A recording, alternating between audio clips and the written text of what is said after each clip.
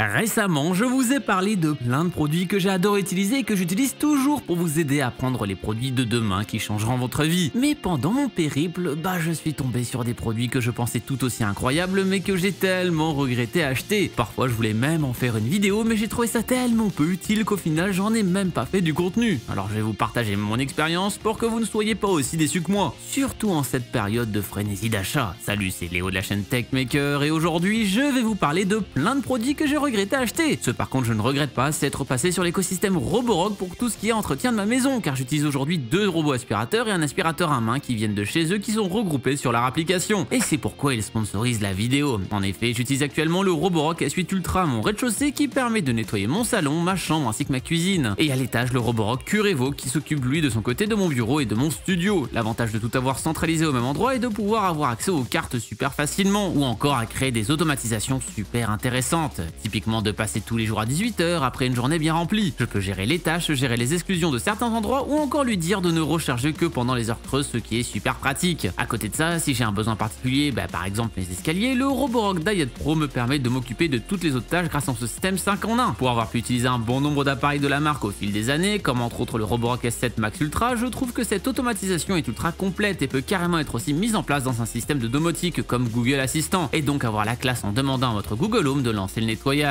Ah ça sur un date, c'est le jackpot garanti. Enfin je crois. Avec le lien en description, profitez de plein de promotions autour du Black Friday sur toute la gamme Roborock, que ce soit des modèles entrée de gamme ou les plus premium, ce qui sera top pour tous les budgets. Et de toute façon, l'écosystème est disponible sur chaque appareil et vous pourrez donc profiter de l'application ultra complète même avec les premiers prix. Et ce sera clairement plus intéressant de mettre votre argent là-dessus que sur le premier produit dont on va parler, l'iPad Pro. Bah ouais, ça fera plaisir à ceux qui n'aiment pas que je m'intéresse à la marque à la pomme, mais franchement l'iPad Pro, j'ai pas réussi à en tirer ce que je voulais, ou en tout cas je trouvais qu'avoir une tablette ça valait pas forcément le coup. J'avais acheté cet iPad pour être une sorte d'entre-deux entre les moments où j'ai pas envie de sortir le PC portable car trop encombrant, mais que ce que je dois faire est trop galère sur mon smartphone, et aussi pour me servir d'écran secondaire à mon MacBook grâce à Sidecar, qui pour le coup marche vraiment bien et n'a pas trop de problèmes de connexion par rapport à des applications tierces que j'avais pu utiliser par le passé. Et c'est d'ailleurs cette application qui m'avait motivé à me dire que ça vaudrait peut-être le coup d'être sur l'écosystème Apple côté portable, histoire d'avoir cette versatilité supplémentaire. Mais bon, pour les 2 usages, j'ai trouvé l'intérêt limité, et finalement je le prenais tout le temps avec moi, mais sans jamais m'en servir. Et avec le temps, les 2 usages pour lesquels j'avais choisi cette tablette ont été remplacés. Quand j'ai besoin d'un écran de smartphone plus grand, je déplie mon smartphone pliable qui est largement suffisant pour ces tâches plus complexes. Et si j'ai besoin d'un vrai ordinateur avec plus de place d'écran, j'ai préféré lâcher mon MacBook Pro de 13 pouces sur lequel je rajoutais l'iPad pour partir sur un MacBook Pro de 16 pouces, ce qui rend l'iPad en écran supplémentaire superflu. Du coup, il prend la poussière. Alors attention, je parle de l'iPad ici, mais de base, j'étais quelqu'un de pas très fan des tablettes même sous Android. C'était ce côté écran de poche que je trouvais intéressant, mais à force de le voir prendre de la place dans mon sac sans jamais sortir de son emplacement, j'ai préféré le jarter. Je pense qu'il peut toujours être top pour des graphistes typiquement, notamment grâce à son écran tactile de haute qualité, mais pour des gens comme moi qui l'utilisent plus pour de la bureautique ou du montage, l'intérêt de la tablette est très vite limité. Et en parlant de tablette, Remarkable. En voici une autre que j'ai achetée qui était vraiment nulle, sauf que cette fois-ci, le fait que ce soit nul, c'est fait exprès. C'est la Remarkable 2, un dumb product, en gros un produit à qui on demande de faire le moins de trucs possible. Ici on est donc sur une tablette à encre électronique qui se veut être votre compagnon pour écrire. Et en vrai le feeling est top, quand on écrit là-dessus on a vraiment l'impression d'écrire sur du papier, c'est assez bluffant et l'expérience est indescriptible. Et donc ouais, à part prendre des notes et peut-être lire des bouquins, on peut rien faire là-dessus, pas d'application, pas de notification, que dalle. Le but est de se concentrer sur notre tâche et de ne pas être envahi par tout ce qui nous entoure, ce qui peut arriver bien trop souvent malheureusement. Et en soi je trouve l'idée top et je peux comprendre que certains adorent. Maintenant vu que je sais que le produit est plus débile que mes autres produits, je reste sur le smartphone en format tablette quoi. Je prends pas le temps de switch, je prends pas le temps de m'encombrer avec un objet texte supplémentaire car j'aime bien limiter le nombre d'appareils que je me trimballe sur moi. Et du coup à part si je l'ai sous la main, elle prendra la poussière. Et c'est bête en vrai car ça me serait utile, ça m'arrive assez souvent d'arrêter mon travail à cause d'une notification nuisible. Donc clairement j'en avais un intérêt, c'est avec cette optique que je l'ai prise. Mais bon, c'est comme tous les trucs de self-improvement, j'arrive pas à m'infliger la violence nécessaire pour sauter le pas. Bon, au moins avec l'écran en encre électronique, la batterie flanche pas trop et peut tenir des semaines si on n'y touche pas, vu que rien n'est réimprimé au-dessus. Mais bon, faut croire que c'est simplement pas fait pour moi. Surtout qu'il y a des trucs que je trouve vraiment pas ouf avec ce produit. Typiquement le prix, ce dernier est vendu 350 €, mais sans le stylet. Et pour le coup, à moins de juste vouloir une Kindle de luxe, personne ne va l'utiliser comme ça. Et ok, ne pas avoir de coque, pourquoi pas, mais le stylet qu'on doit acheter, c'est au minimum 80 balles à côté et 120 si on veut une gomme au bout. Franchement, je trouve ça assez abusé, et avec tout ça on commence à dangereusement approcher des 500 balles. Et à ça va falloir ajouter un abonnement de 3 € par mois juste pour avoir un accès illimité au cloud. Pour des fichiers images qui pèsent un poids ridicule, je trouve que c'est assez ras de leur part sur un produit dans cette tranche de prix. Ça fait d'ailleurs partie des choses qui me refroidissent pas mal à l'utiliser, je l'avoue, car si je me mets à beaucoup l'utiliser, je vais sûrement devoir prendre l'abonnement. Et ok, ça donne un côté élitiste cet objet, mais on sait qu'en général ce côté élitiste augmente le prix. Et on va parler du maître de ce domaine d'ailleurs, les objets Dyson. Et là, bon c'est dans sa globalité, car j'en ai 3 qui viennent de chez eux. Tout d'abord, on peut parler rapidement du casque purificateur d'air qu'ils ont sorti, car j'ai pu en faire une vidéo assez récemment. Un casque audio assez haut de gamme vendu avec une visière permettant d'avoir un air purifié à n'importe quel moment, histoire de ne pas respirer le même air que les gens pauvres. Et le mot n'est clairement pas mal choisi, car on est sur du 1000 balles pour ce bazar. Alors ok, il file un bon son et rivalise avec des casques haut de gamme comme ceux de Sony et consorts qui coûtent dans les 300-400 balles. Mais la différence de prix est quand même significative. Je vous invite à aller voir la vidéo que j'ai pu faire à l'époque avec l'affiche en haut à droite, et je maintiens que je trouve le concept intéressant, mais bon, trop de contraintes. Batterie qui ne tient que 2 heures avec le purificateur en route, un casque 8 fois plus gros que ses concurrents, ouais, franchement pas fou. Mais encore, ce n'est rien par rapport à ce qui est proposé côté ventilateur / purificateur / chauffage, et j'en ai même 2 de ces trucs là. Et ok, c'est stylé, et ok, y a pas de pale comme un ventilo classique, mais ça apporte franchement pas beaucoup plus que tout ce qu'on peut trouver ailleurs, sauf le prix qui est assez exorbitant, compté entre 700 et 1000 € pour ce genre de bestiole.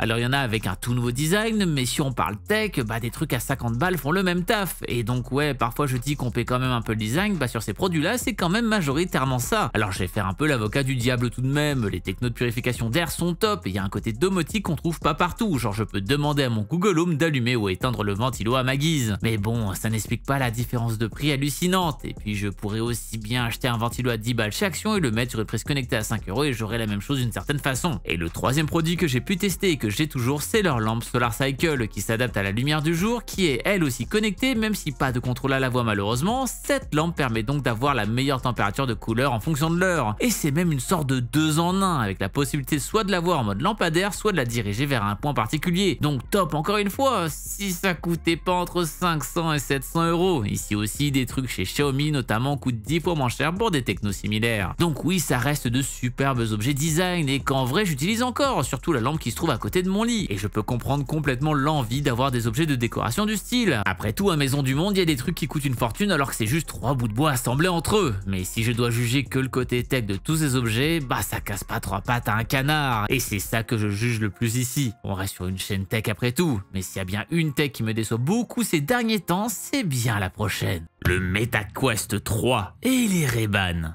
Aïe, le doublé ici. En effet, Facebook, ou plutôt Meta de son nouveau nom depuis quelques années maintenant, a sorti 2 produits lors du Meta Connect de cette année. Tout d'abord une suite au MetaQuest 2, leur casque de réalité virtuelle qui était un vrai banger. Surtout car vendu très peu cher à l'époque, 350 €, c'était vraiment ridicule quand la concurrence vendait au minimum au double. Tellement ridicule que le prix augmentait de 100 balles au fil du temps. Merci l'inflation et merci la crise des composants. Pendant longtemps, ce casque était assez apprécié, mais bon, ça fait 3 ans qu'il est là et d'autres sont arrivé sur le marché comme le Pico 4 qui commençait à prendre la place du meilleur casque tout public. C'est donc enfin en 2022 qu'ils sortent le MetaQuest 3. Enfin non, le MetaQuest Pro, et ça a été un flop monumental. Vendu à 1800 balles, ça se voulait être la Rolls-Royce des casques. Je l'ai même acheté moi-même et je vous en ai fait un test. J'aurais dû le rajouter dans mes regrets ici d'ailleurs, parce que ça a tellement été un flop qu'au bout de quelques mois ils l'ont descendu de 600 € et chez moi il prend bien la poussière. Donc là ils ont enfin sorti le MetaQuest 3 et il est enfin plus accessible, même si vachement moins que son grand frère, car il faudra tout de même compter au minimum 550 €. Ouais, ça tape. Et bon, il y a des améliorations, notamment sur le côté réalité mixte, car maintenant les caméras vous permettent de voir en couleur à travers, alors que l'ancien ne permettait de voir qu'en noir et blanc. Un meilleur processeur, une meilleure résolution, plein de nouveaux trucs, enfin des petits trucs, mais le problème c'est qu'il n'y a rien eu du côté logiciel. Ok, on peut s'amuser à faire du piano en réalité mixte, ok, on peut faire des TikTok rigolos à la salle de sport, mais en dehors de ça, il n'y a plus personne qui développe grand chose en réalité virtuelle. Et la hype est un peu mourante, raison pour laquelle je comptais à la base faire une vidéo sur ce casque et finalement je me dis que peu de monde serait réellement intéressé. Toujours aussi fan de cette technologie, mais force est de constater qu'avoir ressorti un casque qui n'apporte finalement